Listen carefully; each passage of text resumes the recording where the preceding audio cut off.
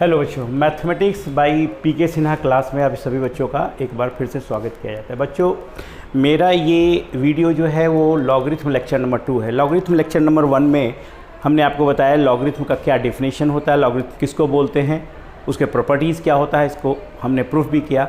Here I am going to discuss 2 type of logarithm. वैसे कि जैसा कि हमने बताया कि लॉग का बेस कोई भी पॉजिटिव नंबर हो सकता है। जैसे अगर लिखा हुआ है log n with base A equal to x, तो इसका मतलब हुआ a to the power x से बराबर n, है ना।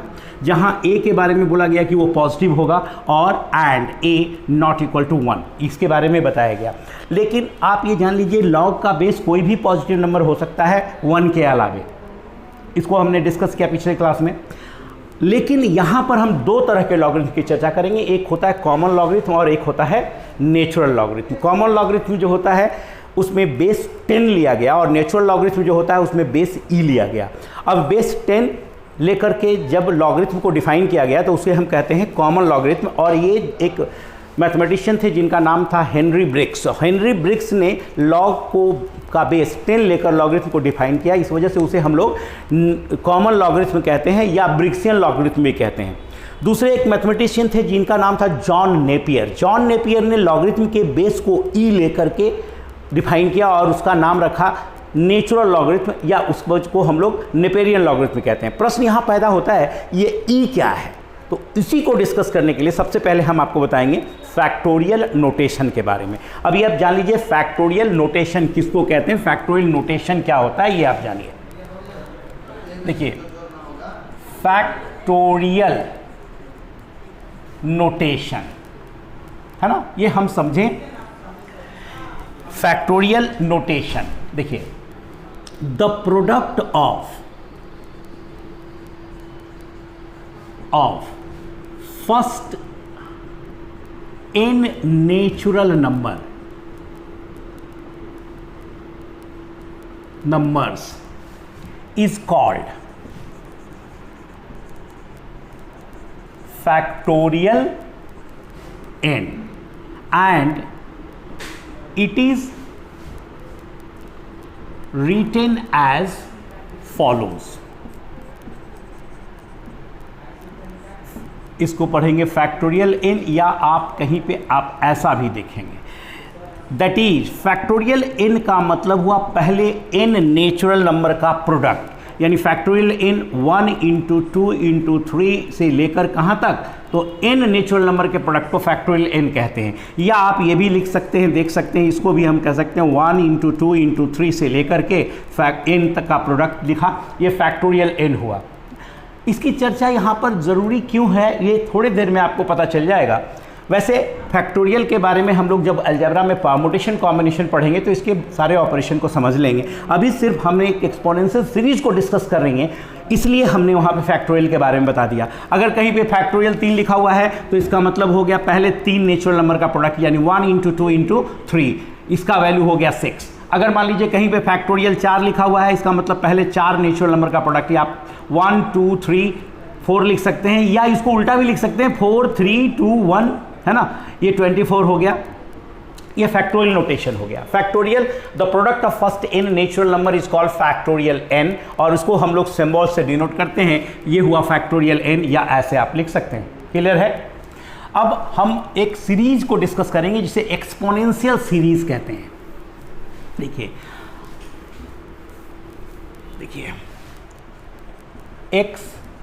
एक्सपोनेंशियल सीरीज है ना, exponential series, a series of the form 1 plus 1 upon factorial 1 plus 1 upon factorial 2 plus 1 upon factorial 3 से लेकर के इनफाइनाइट तक गया, है ना, इसको हम लोग कहते हैं is called an exponential series. इसे कहते हैं an exponential series and denoted by a small e, है ना, that is small e equal to 1 plus 1 upon factorial 1 plus 1 upon factorial 2 plus 1 upon factorial 3 से लेकर के इन्फिनाइट हुआ। ये इसे हम लोग एक्सपोनेंशियल सीरीज कहते हैं। हियर एक बात और ध्यान रखिएगा कि एक्सपोनेंशियल सीरीज जिसको ई से डिनोट किया गया, इसका वैल्यू 2 से बड़ा और 3 से छोटा होता है। ये जॉन नेपियर नामक एक मैथमेटिशियन ने इसका वैल्यू 2.71 अप्रॉक्स निकाला और ये ही है एक्सपोनेंशियल सीरीज। इनफैक्ट ई का वैल्यू 2.71 अप्रॉक्स होता है। देखिए यहाँ पर हम फैक्टोरियल 1, फैक्टोरियल 2, फैक्टोरियल 3 लिखा।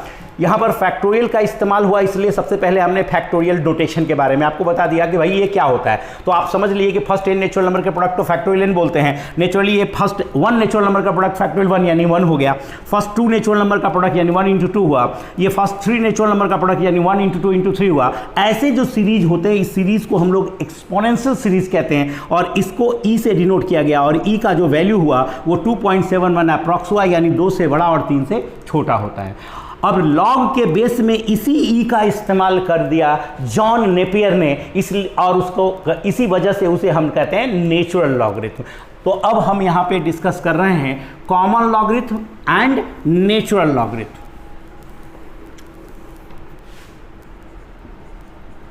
Common and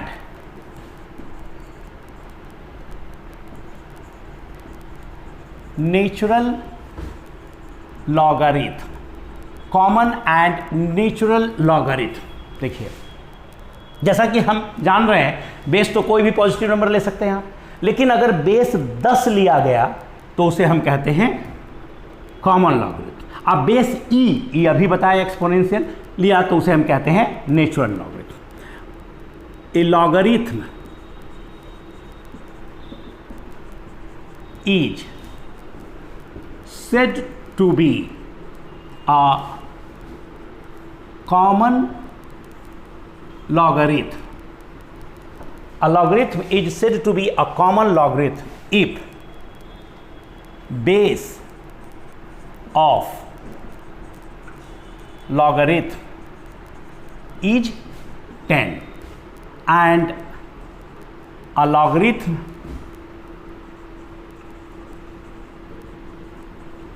is said to be a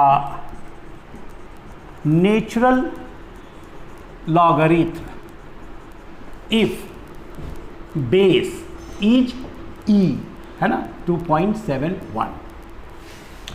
common logarithm के बारे में हेनरी ब्रिग्स ने बताया।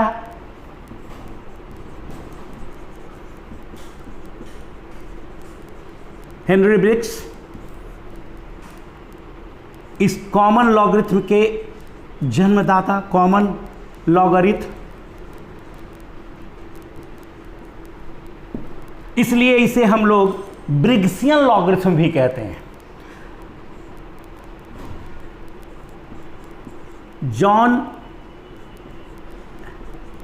नेपियर नेचुरल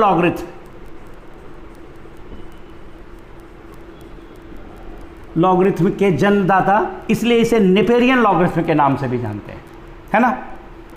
यानी ये देखिए log of n with base 10 is called is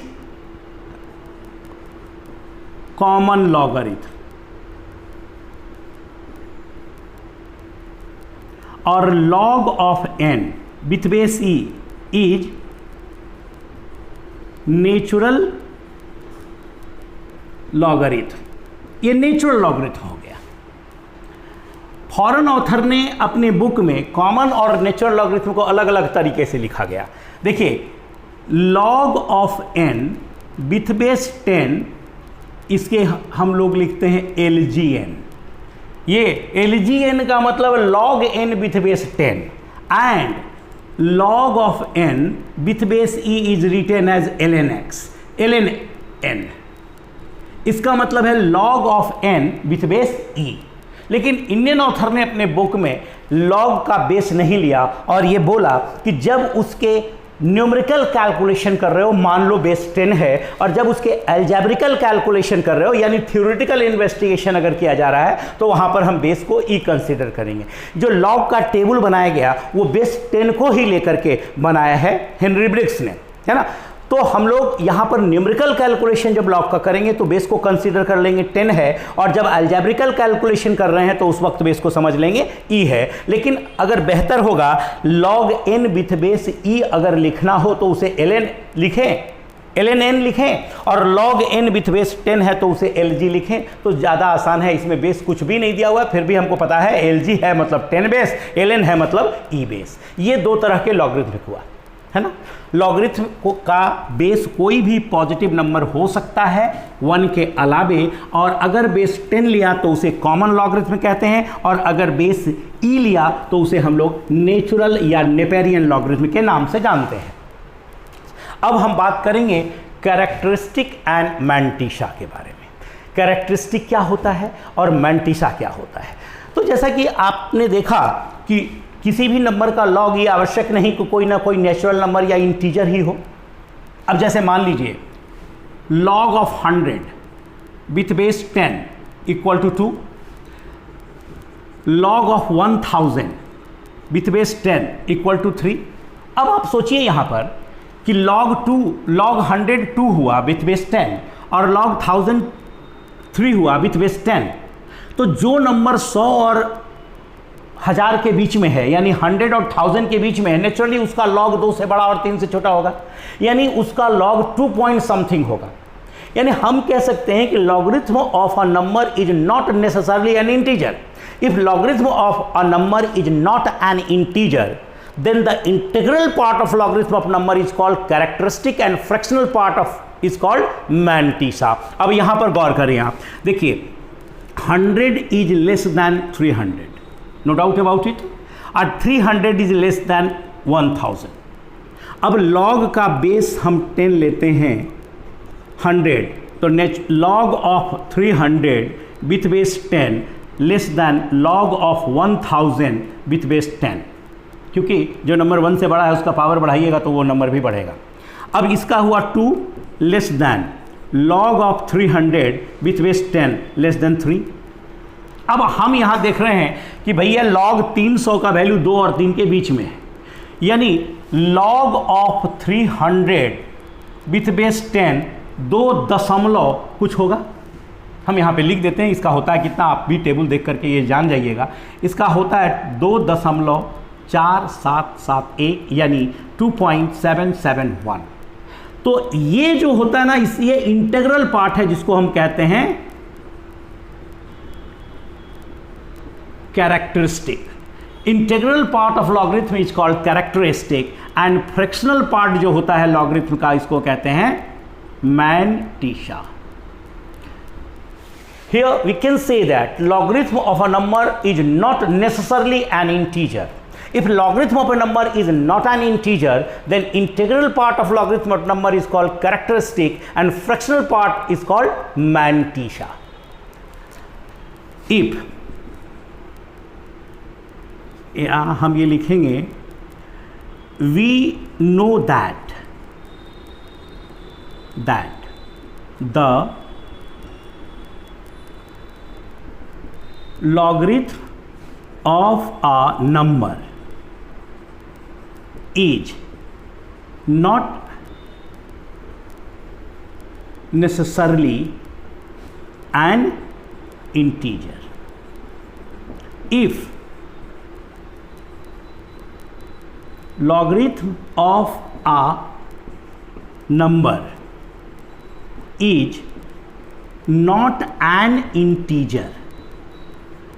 an integer, then the integral part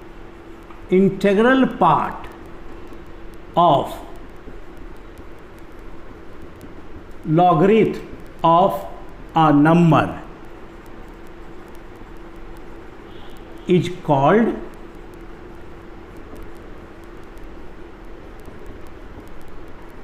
characteristic, and fractional part is called mantissa.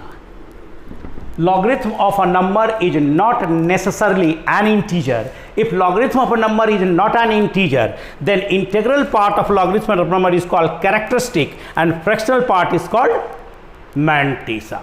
Fractional part को हम क्या बोलते हैं? मैंटिसा। एंड इंटीग्रल पार्ट को क्या बोलते हैं? कैरेक्टरिस्टिक। अब ये चीज गौर करिए आप यहां पे कि log ऑफ 300 विथ बेस 10 का कैरेक्टरिस्टिक 2 हुआ, क्योंकि ये 3 डिजिट का नंबर है। इससे ये पता चला कि किसी नंबर का कैरेक्टरिस्टिक अगर 2 है तो वो नंबर निश्चित रूप से 3 डिजिट का होगा, है ना। इससे हमें ये फायदा हो गया कि हम लोग किसी भी नंबर के लॉगरिथम, सपोज कीजिए अगर हम ये कह दें कि log of x with base 10 बराबर 5.2847 है, तो x जो होगा वो कितने डिजिट का नंबर होगा? तो आप देखेंगे कैरेक्टरिस्टिक है 5, तो आप ये कह सकते हैं कि x निश्चित रूप से 6 डिजिट का नंबर होगा। और कैरेक्टरिस्टिक से पता चलता है कि वो नंबर कितने डिजिट का होता है। कैरेक्टरिस्टिक क्या होता है? तो हम ये कह सकते हैं कि logarithm of a number is not necessarily an integer. If logarithm of a number is not an integer, then integral part of logarithm of number is called characteristic and fractional part is called mantissa. और we know fractional part of any real number always lies between 0 and 1।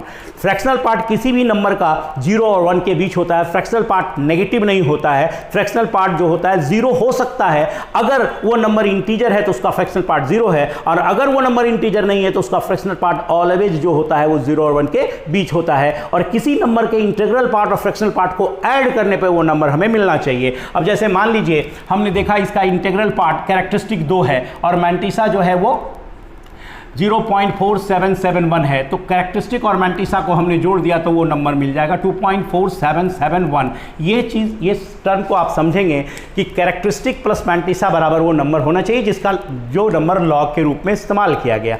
अब बात ये होता है कि ये जो हम यहाँ पे लिख दिया log 300 विथ बेस 10 बराबर इतना होता है, तो इसको हम लोग लॉग के टेबल से भी निकाल सकते हैं, जो टेबल अवेलेबल होगा उसके आधार पर, है ना। अब इसमें है कि कुछ प्रॉब्लम्स को डिस्कस करना है, तो आज का मेरा वीडियो यहीं तक है। अगले वीडियो में हम लॉगरिथम के कुछ इंपॉर्टेंट प्रॉब्लम्स को डिस्कस करेंगे और साथ साथ लॉगरिथमिक टेबल कैसे देखा जाता है किसी नंबर का, इसको हम डिस्कस करेंगे। आज का ये लेक्चर यही है। ये लॉगरिथम लेक्चर नंबर 2 है। लेक्चर नंबर 3 में आप देखेंगे कुछ इंपॉर्टेंट प्रॉब्लम्स को कैसे सॉल्व किया जाता है, कितने तरह के प्रॉब्लम्स होते हैं, कैसे हम उसे सॉल्व करेंगे, और साथ साथ लॉगरिथमिक टेबल कैसे देखा जाता है, इस पर हम डिस्कस करेंगे। तब तक के लिए फिर अगले वीडियो में मिलते हैं। ठीक है, ओके, बाय।